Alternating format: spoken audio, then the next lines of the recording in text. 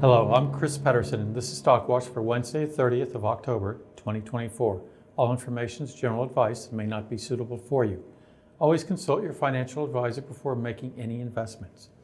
All questions from viewers should be sent to stockwatch@fnn.com.au.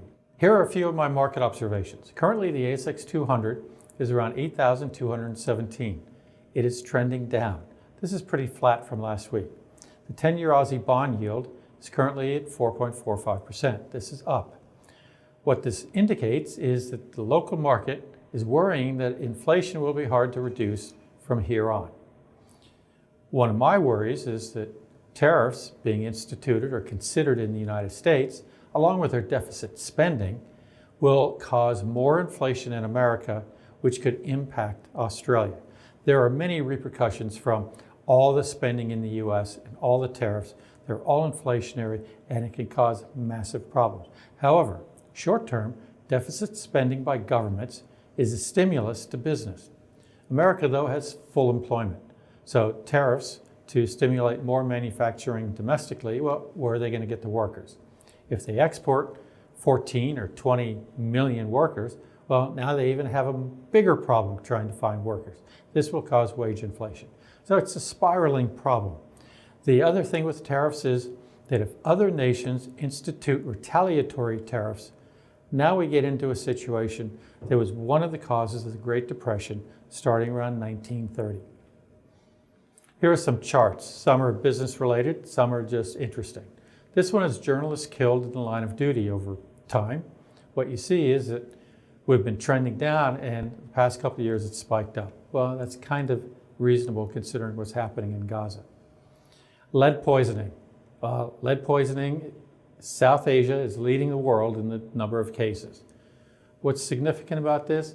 Nothing other than developed economies tend to have declining death rates for lead poisoning. The S&P 500 earnings per share growth rates, this is year on year. What we're seeing is that the S&P is pretty healthy. I expect it to continue to be healthy as long as the U.S. federal government is continuing to put more money in the hands of consumers and business through their deficit spending.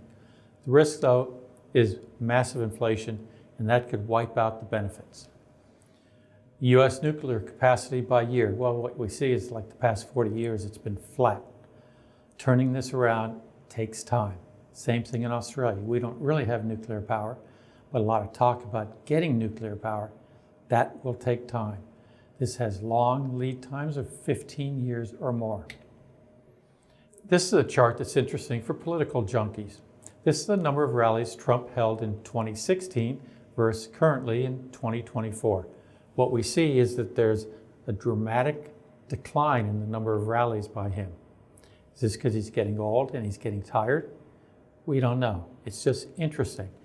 I think it's partly that he doesn't like traveling, but the other is use of social media and podcasts can fill in for actually traveling around the country. 3 companies today that I wanted to show. First is Reece Limited. Code on the ASX is REH. It's trading at around $23 right now. This is a 5-year chart. What you see is that it's trending upwards. It's had a good performance.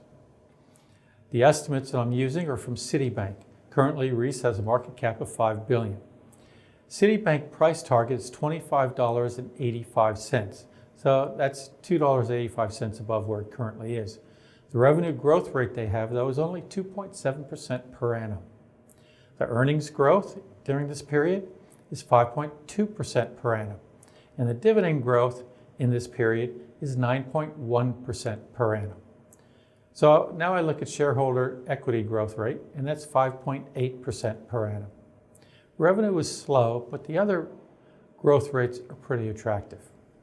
The PE on the 2026 earnings estimate from Citibank is 67.3 cents. This happens to be a PE ratio of 34 times. That is pretty dear. The yield on the 2026 dividend estimate of 30.5 cents is only 1.3%. Free cash flow is 3.2% and the payout ratio is 45%. So what does Reece do? They're a plumbing supply specialist, mostly distribution, which includes heating, air conditioning, refrigeration, in Australia, New Zealand, and the United States. It doesn't have much downside because its net tangible assets is around the current price. However, you look at the growth rate and revenue, I don't really have much confidence that Reece is going to be a stellar performer. I had a short in it about a year ago at $27.71 that I shared with you. Right now, I'm neutral. Second company is BlueScope Steel. The code on the ASX is BSL. It's trading around $20.96. This is also a 5-year chart. It kind of doesn't tell you much other than it's in a trading pattern with no clear trend going up or down. Let's look at the numbers. The estimates I'm using are from Macquarie Bank. There's a market cap right now for BlueScope of $9 billion. Macquarie has a 12-month price target of $23.10. The revenue growth from 2024 to 2027 estimates is only 1.1% per annum. That's pretty slow. The earnings growth in this period is over 11% per annum, and the dividend growth is only around 3% per annum. So I take a look then at shareholder equity growth. Well, this is a little over 5% per annum. If it wasn't for the slow revenue growth, I think there's some possibility here. Let's look at what the ratios are. The PE on the 2026 earnings estimate of $2.38 is only 9 times. That's cheap. The yield on the 2026 dividend estimate of 60 cents is 2.7%. Well, that's okay. Free cash flow is 5.5%. Payout ratio is 30%. So what does BlueScope Steel do?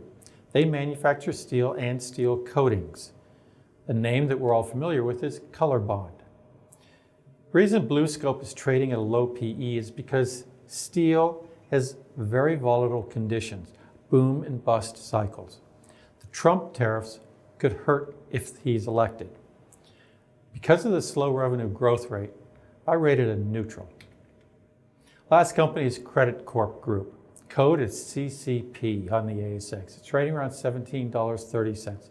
So this is another 5-year chart. It's been trending down and now trending sideways. That's not good, but maybe it has some prospects. Let's look at what the estimates from analysts tell us. These are from Morgan's stockbroking up in Brisbane. The market cap is $1.2 billion. 12-month price target they have is $20.65. So that's a pretty good percent increase from where it's currently trading. The revenue growth from 2024 to 2027 is only 2.3% per annum. So another company with slow growth. The earnings growth in the same period is 12%. Well, that's attractive. The dividend growth is 8%. Shareholder equity growth, they estimated a little over 6%. The PE on the 2026 earnings estimate of $1.59 is only 11 times. The yield on the 2026 dividend estimate of 79 cents is 4.6%. Its free cash flow is 2.75% and the payout is 50%. So what does Credit Corp do? They buy consumer impaired debt. They also issue debt to consumers. They also operate in the United States. I think the U.S. will continue growing due to their easy money policies. However, with consumer debt, when the market turns, especially with not very good credit rating people, when the market turns down, they can get clobbered. As a consequence, I rate them a buy with only a half normal weight. I would keep an eye on them. If the economy continues to remain strong, then I'd maybe increase my weighting. As always, if you want to learn more about anything I covered today, send an email to stockwatch@fnn.com.au. Please direct your question to Chris Pedersen, and I will endeavor to get back to you. I hope you have a good week. Thank you.